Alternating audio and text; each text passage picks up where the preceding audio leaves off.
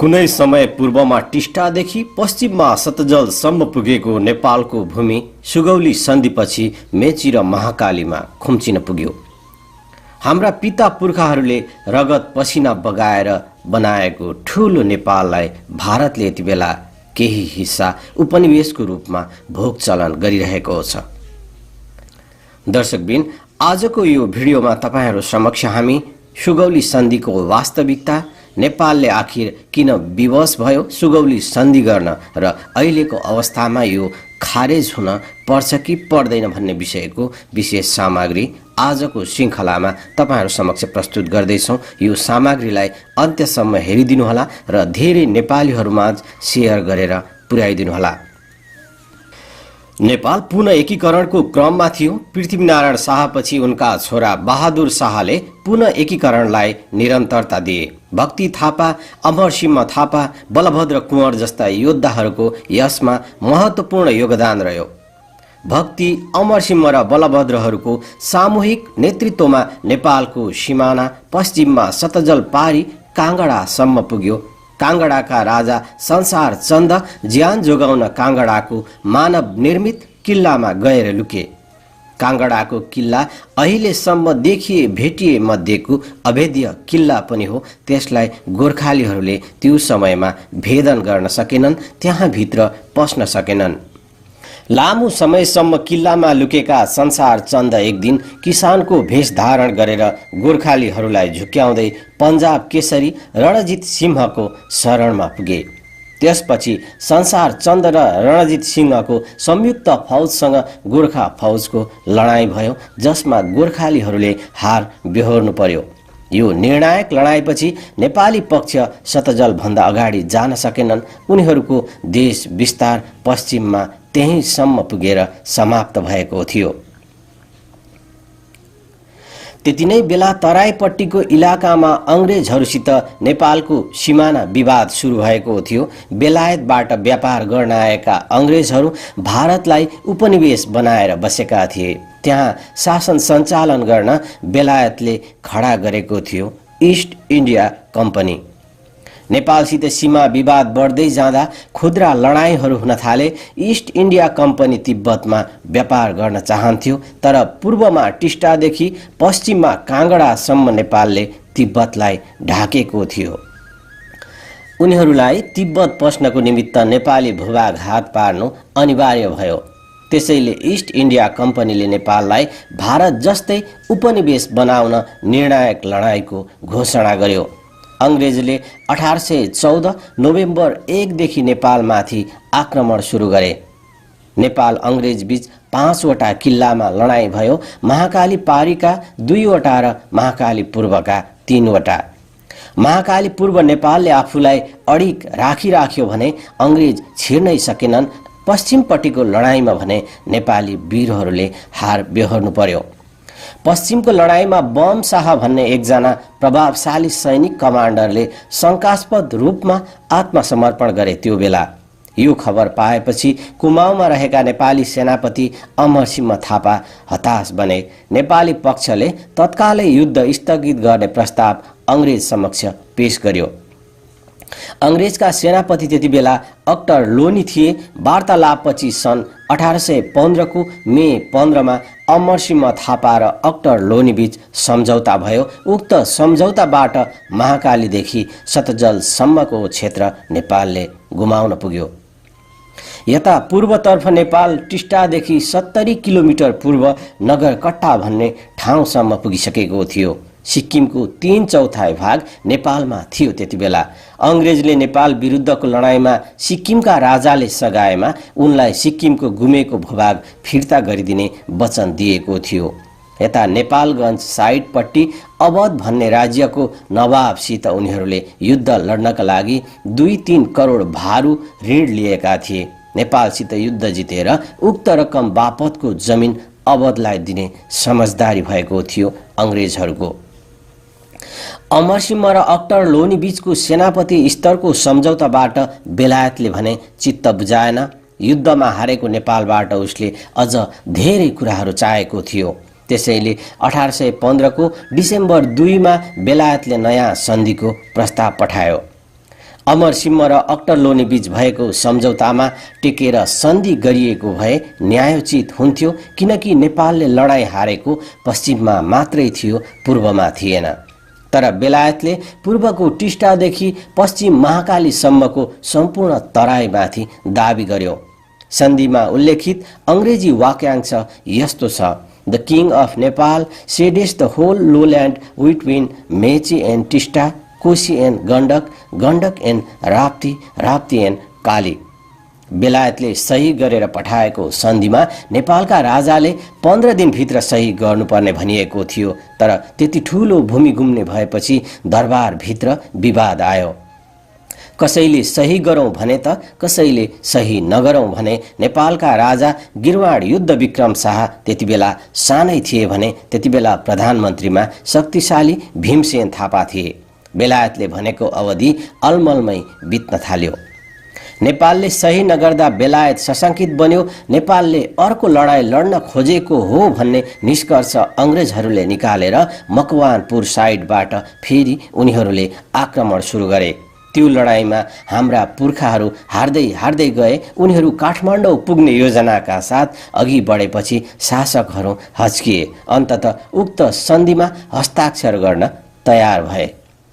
नेपालले आफ्नो तर्फबाट सही गरेर कम्पनी सरकारका लागि नेपाली राजदूत चन्द्रशेखर उपाध्यायको हातमा थमायो। उनले मकवानपुरको छाउनीमा लगेर सन्धि पत्र ब्रिटिसहरूलाई बुझाइदिए।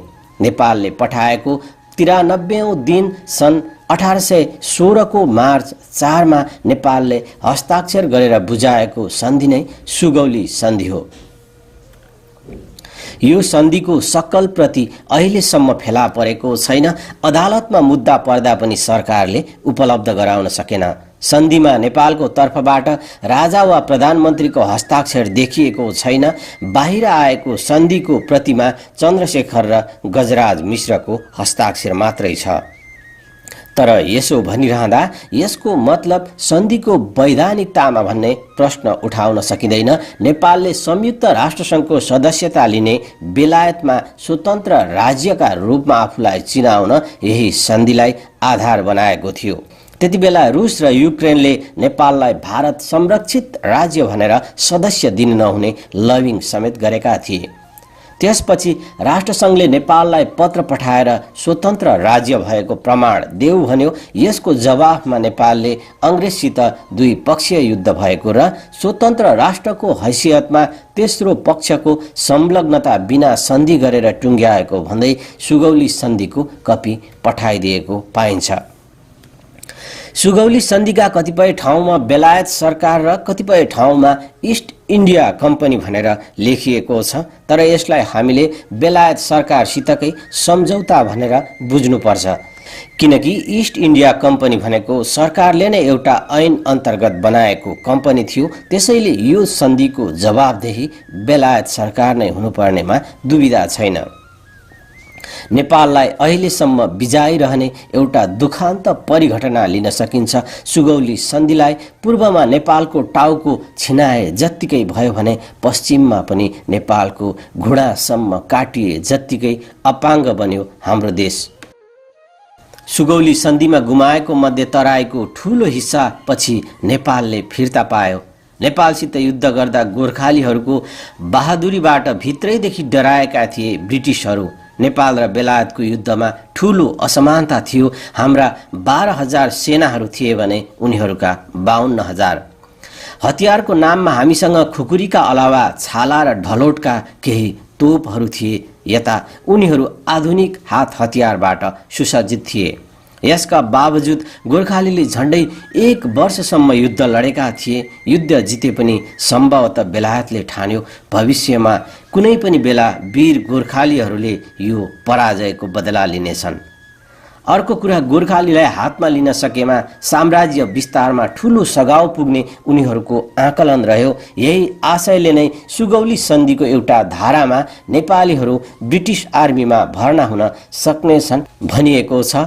यिनै दुवै कारणले हुन सक्छ बेलायतले नेपालसित सम्बन्ध सुधार गर्न चाह्यो र यसैका निम्ति उसले पठायो कोशीदेखि राप्तीसम्मको तराई फिर्ता गर्ने प्रस्ताव।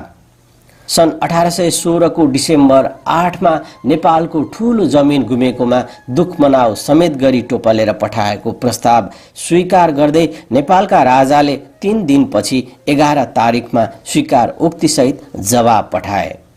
तत्पश्चात त्यतिबेला आफूसँग भएको आफ्नो देशमा नेपाल चित्त बुझाएर बसिरहेको थियो। सन् 1857 मा भारतको लखनऊमा अंग्रेज उपनिवेश विरुद्ध भारतीय सिपाहीहरूले विद्रोह सुरु गरे। भारतीयहरू यसलाई स्वतन्त्रताका लागि भएको पहिलो लडाईँका रूपमा पनि लिने गर्दछन्। ब्रिटिस सेनामा रहेका भारतीय नागरिकले गरेको विद्रोह दबाउन अंग्रेजलाई हम्मे पर्यो। राणा प्रधानमन्त्री जंगबहादुरले सुरुमै विद्रोह दबाउन आफूले सहयोग गर्ने प्रस्ताव ब्रिटिसहरू समक्ष गरेका थिए, तर ब्रिटिसहरू त्यतिबेला मानेनन्। केही नलागेपछि उनीहरूले आफै जंगबहादुरलाई गुहार मागे। जंगबहादुरले गोर्खा सैनिकहरूलाई लगेर लखनऊको सिपाही विद्रोहलाई दमन गरिदिए। यसबाट अंग्रेजहरू प्रसन्न भएर सोधे, यसको बदलामा तपाईं के चाहनुहुन्छ? जंगबहादुरले तुरुन्तै जवाब फर्काए, म गुमेको भूभाग चाहन्छु। सुरुमा सकारात्मक जवाब दिए पनि पछि उनीहरूले 4वटा किल्ला मात्रै फिर्ता गरे, बाँके, बर्दिया, कैलाली र कञ्चनपुर। यस विषयमा 1860 मा अर्को सन्धि भयो।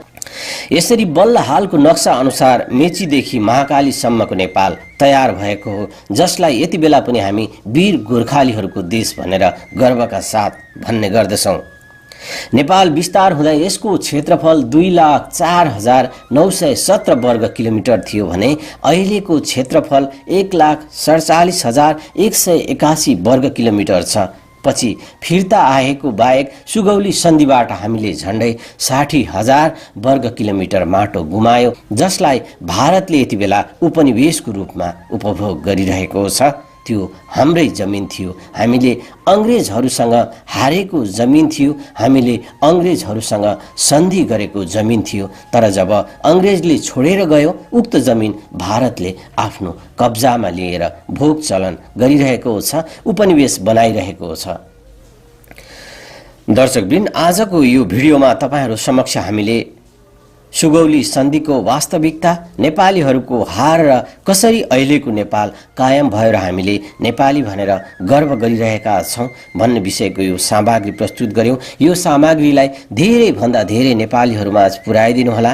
धेरै नेपालीहरूलाई चासो छ सुगौली सन्धि के हो, यो कसरी भयो, कसरी नेपालले हार बेहोरेर आफ्नो यति ठूलो क्षेत्रफलमा पुर्खाहरूले फैलाएको जमिन आज यति सानो भएको छ। यो विषयको चर्चा र यो विषयको शोध अनि उत्सुकता धेरै नेपालीहरूमा छ। त्यसैले पनि यो भिडियोलाई शेयर गरेर सबैमाझ पुर्याइदिनु होला। हामी अर्को श्रृङ्खलामा नेपालको यस्तै ऐतिहासिक भिडियो लिएर तपाईहरु समक्ष उपस्थित हुनेछौं। अहिलेको लागि बिदा चाहन्छौं। हवस् त, नमस्कार।